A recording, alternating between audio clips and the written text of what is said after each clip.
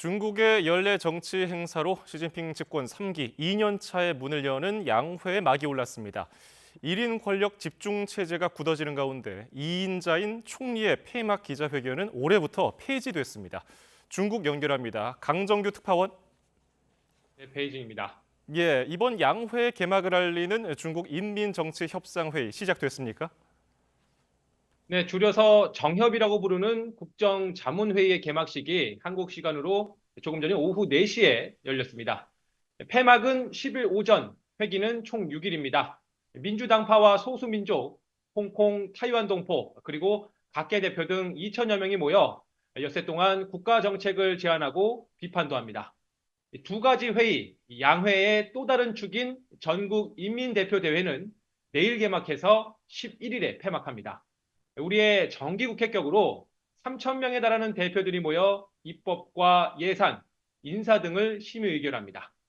두 회의를 통틀어 일주일 동안 중국 나름의 다당제와 민주주의를 구현하는 셈입니다.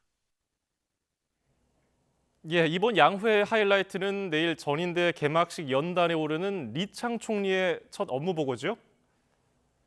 네, 시진핑 집권 3기 원년이었던 지난 1년을 결산하고 올 한 해 청사진을 제시하는 자리입니다. 작년에 이어 올해도 5% 경제 성장 목표를 제시할 거란 관측에 무게가 실리는데요. 다만 부동산 위기와 지방 부채, 디플레이션 우려 속에 해외에선 4%대 성장에 그칠 걸로 보고 있습니다. 따라서 5% 성장을 견인할 어떤 부양책을 내놓을지 주목되는 상황입니다. 이 밖에 저출산과 고령화 해법도 주요 화두인데 1978년 도입된 산하 제한 정책의 완전 폐지와 은퇴 연령을 65세로 연장하는 방안 등도 논의됩니다.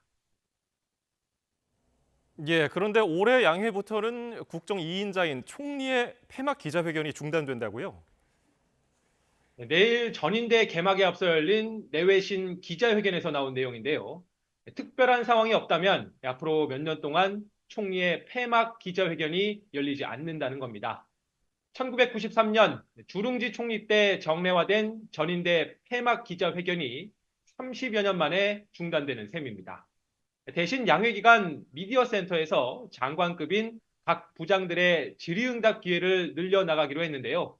그동안 총리의 업무 영역이었던 경제까지 만기 칠남하는 시진핑 1인 독주 체제를 상징하는 조치 가운데 하나로 풀이됩니다.